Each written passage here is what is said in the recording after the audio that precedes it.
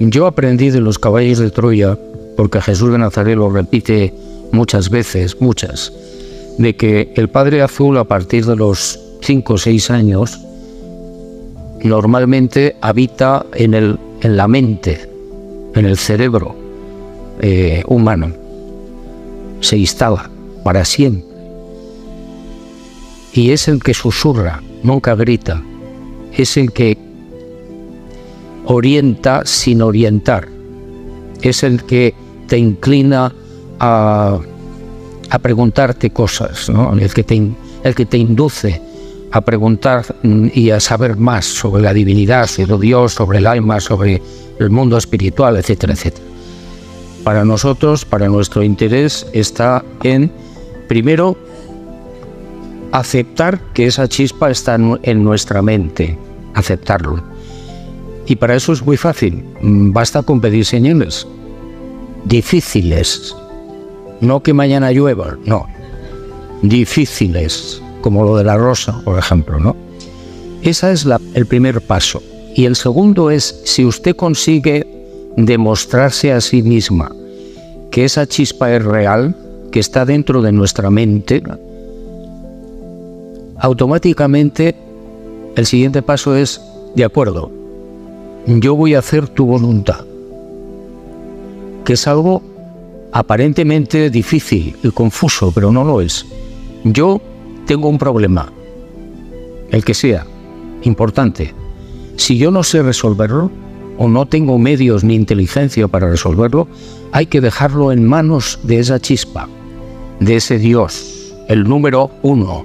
Ni los ángeles saben cómo se produce el traslado, entre comillas, del paraíso, de esa chispa a la mente del niño. Nadie lo sabe, pero es real y yo les invito a que busquen pruebas, señales de que eso es verdad. Si eso es cierto, y les aseguro que lo es, y te pones en manos de su voluntad, no vas a tener prácticamente ningún problema que no se vaya a resolver. Antes de que tú pienses, no llego a final de mes, o necesito una lavadora nueva, él ya lo sabe. Y va a buscar los medios y los sistemas para que eso se produzca, sin necesidad de que tú implores. Por eso no es positivo, es una pérdida de tiempo, levantar el puño contra Dios, porque has tenido un percance, o porque se te ha muerto un hijo, o por lo que sea. Está todo minuciosamente detallado, estudiado, y además no lo hemos hablado aquí. Este mundo sería un mundo lo que Jesús de Nazaret llamaba experimental. ¿Qué quiere decir esto? Que en toda la creación, cada X mundos, hay uno que llaman experimental o laboratorio, donde cabe lo mejor y lo peor. Pero bueno, para mí lo más importante es ser consciente de la existencia de esa chispa en el interior de cada ser humano. Bueno, si tú descubres que ese Padre Azul, lo que llamaba Jesús la nichut, que es una especie de chispa que se instala en el cerebro humano, en la mente humana, si tú llegas a descubrir que eso es verdad y lo admites, tú puedes hacer pactos, por supuesto. Pactos que se cumplen, depende, según lo que pidas. Nosotros no tenemos conciencia de nuestras limitaciones y por tanto a veces pedimos cosas absurdas. Pero eso, bueno, eso no importa. Lo más interesante es ser consciente de la presencia de todo un Dios en la mente humana. Jesús habla también en los caballos de la consecuencia, de una de las consecuencias de recibir esa chispa divina. Y es que llega siempre como un regalo, que no te lo explica la religión. Llega con el alma. Y el alma se instala en cada ser humano para ser llenada. Es como un cáliz. El alma no sufre. No hay que decir las cosas que dicen las iglesias sobre mantener contenta el alma y no sé qué. No, el alma está para ser llenada de experiencias. Jesús no estaba de acuerdo con el budismo, estaba de acuerdo con Buda, no con el budismo. Entonces, si eso fuera así, si el alma fuera un cáliz que hay que llenar de experiencias que constituyen nuestro yo, nuestra personalidad, eso es lo que nos vamos a llevar al otro lado. Una personalidad, un yo enriquecido y unas memorias. No nos vamos a llevar ni un euro. No nos vamos a llevar nada. Las memorias que las va a llevar a mí me encanta esa frase, un serafín que se enserafina y guarda tus memorias y te las devuelve después cuando abras los ojos en esos mundos mat. Y tu alma, por supuesto, que la custodia otro serafín y te la dan cuando tú despiertas en ese templo de la resurrección de los mundos muertos. A mí esas historias me parecen mucho más bonitas, mucho más esperanzadoras que las que te cuentan la religión. Si tú no eres bueno, irás al infierno. Oiga, pero es que no es eso, señor cura. No es eso. A ver, la reencarnación es un concepto que nace en la India hace aproximadamente 5 o 6 mil años y que responde a algunas preguntas del ser humano, pero no a todas. Los que creen en la reencarnación dicen que, venimos a la Tierra o al mundo que sea durante una serie de vidas para aprender. Eso no es cierto. El ser humano, aunque pudiera vivir 1 millón de vidas o 1.000 millones de vidas, no conseguiría aprender lo que le rodea ni en una centésima parte. ¿Por qué? Pues porque es infinito. La creación visible es infinita y la creación invisible es muchísimo mayor. Entonces, aunque vivamos muchísimas vidas, no podríamos ni conseguiríamos nunca aprender, repito, ni una centésima parte de lo que hay. Yo entiendo que la experiencia del ser humano al venir al mundo, de todos o casi todos los seres humanos, es experimentar.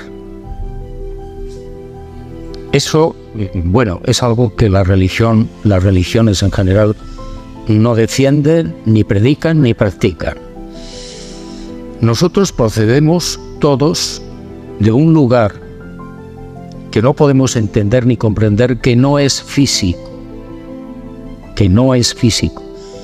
Y por una serie de circunstancias elegimos venir a lugares imperfectos o materiales, como puede ser la Tierra, donde hay tiempo. De donde venimos, nuestra verdadera casa, a la que volveremos, no hay tiempo. Hay no tiempo. Entonces, si alguien quiere experimentar qué es eso del tiempo, puedes bajar, en este caso en la Tierra, y experimentarlo, y lo experimentamos todos los días.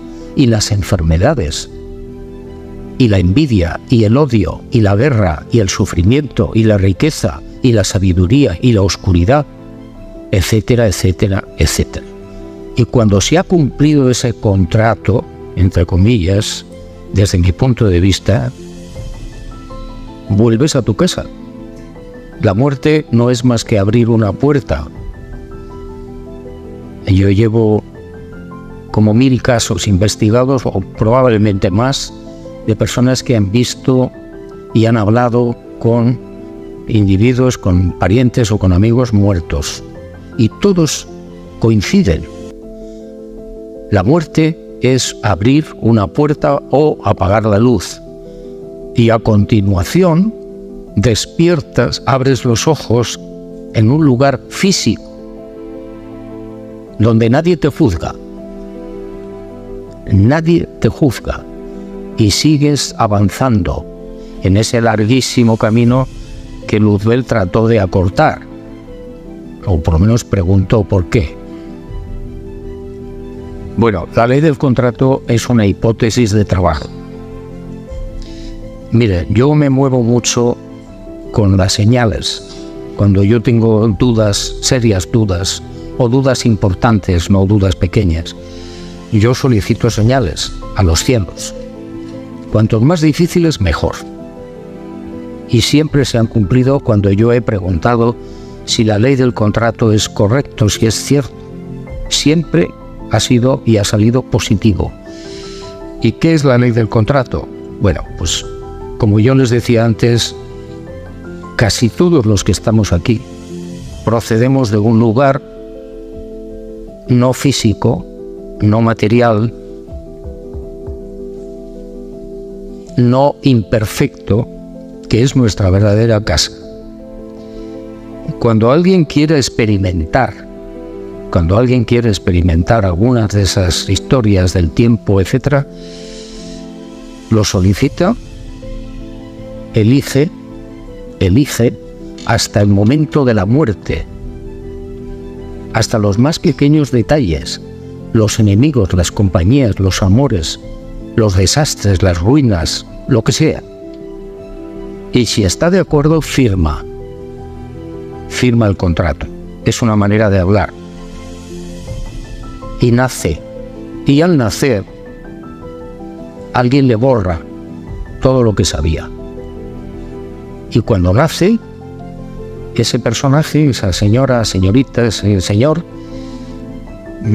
avanzan en la vida y el 90% o más no llegan a saber nunca por qué están aquí. No llegan a saber por qué ocurren las cosas. Y mueren sin saberlo. Y hay una minoría que empieza a entender por qué viven en la tierra, por qué están aquí, para qué están aquí y qué les ocurrirá cuando mueran y a dónde irán. Eso básicamente es lo que yo llamo la ley del contrato. Mire, les pongo un simple ejemplo de las señales que yo he pedido para saber si la ley del contrato es verdad o no. Hace muchos años, cuando estábamos rodando Planeta Encantado, me encontraba en Jerusalén. Era el mes de enero o febrero, no me acuerdo ahora. Mucho frío, lluvia, un tiempo muy difícil en Jerusalén. Y yo estaba dando vueltas a la ley del contrato y dije, bueno, si esto es verdad, yo mañana, cuando vaya a rodar a un sitio que se llama la tumba del Inglés, una réplica parecida a la tumba de Jesús de Nazaret, yo tengo que encontrar una rosa blanca. Y yo automáticamente pensé, dije, eso es imposible porque no es tiempo de rosas, no hay rosas. Bueno, a la mañana siguiente yo fui el primero en llegar a la tumba del Inglés, pasé por los jardines y encontré una rosa blanca, fascinante. Y pregunté, por supuesto, a la gente de la tumba, a los jardineros y tal, me dijeron, eso es imposible, no es tiempo de rosas. Bueno, ese tipo de señales yo he pedido bastantes. Todas han salido positivas, todas. ¿Y eso qué significa? Pues que a lo mejor la ley del contrato tiene una cierta base, mucho más interesante que lo que te cuentan las religiones. Mucho más. Entonces, antes se me ha olvidado decir que la reencarnación no responde a esa necesidad de experimentar, sino de aprender. Y fíjense que Dios nunca repite nada. Ni las palabras que pronunciamos, ni nuestros propios pensamientos, ni 2 gotas de agua. No hay nada igual. Dios nunca se repite. ¿Por qué íbamos a vivir, morir, vivir, morir, vivir, morir? Es mucho más bonito, mucho más interesante experimentar, que es la base de la sabiduría. En la Cábala se habla mucho de eso. Lo que pasa es que la Cábala es muy complicada, por lo menos para mí, es difícil. Yo prefiero las palabras directas de Jesús de Nazaret.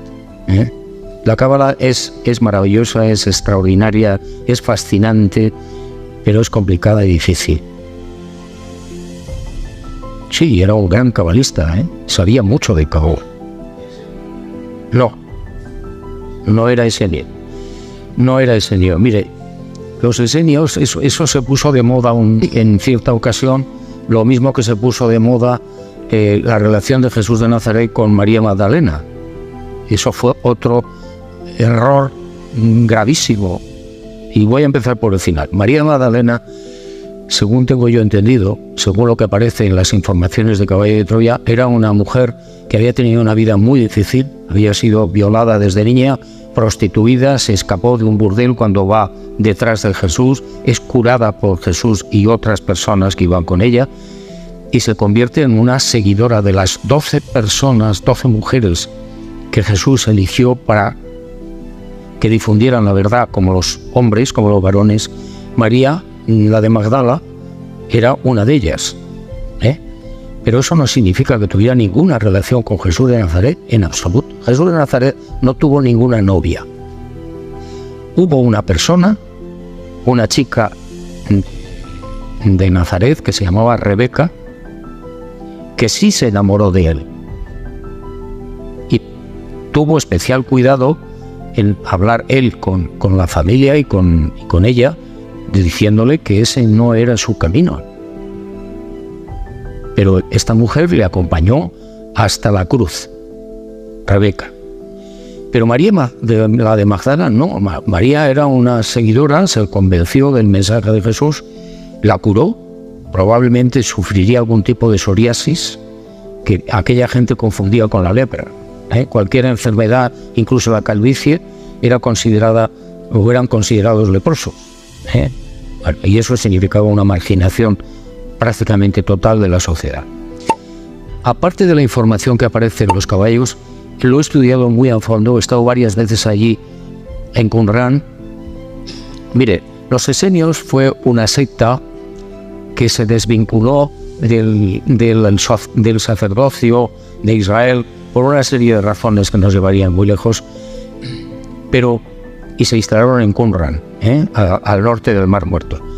Esta gente, los esenios, no tenían nada que ver con Jesús, aunque se conocieron. Tanto Jesús se conocía a los esenios como los esenios a Jesús. ¿Por qué? Porque los esenios no solamente estaban allí en una colonia, sino que tenían la obligación de curar a la gente, y por eso se trasladaban, eran médicos ambulantes, lo que llamaban rofé, y se trasladaban por todo Israel curando a la gente. Por eso digo que Jesús los conoció. Entonces, para entrar en la secta necesitaba una serie de condiciones que Jesús de Nazaret jamás planteó a nadie. Por ejemplo, para ser esenio tenías que estar 2 años de prueba. Para ser esenio no podía ser ni tener enfermedades, ni ser cojo, ni ciego, ni manco. No podía ser mujer. No se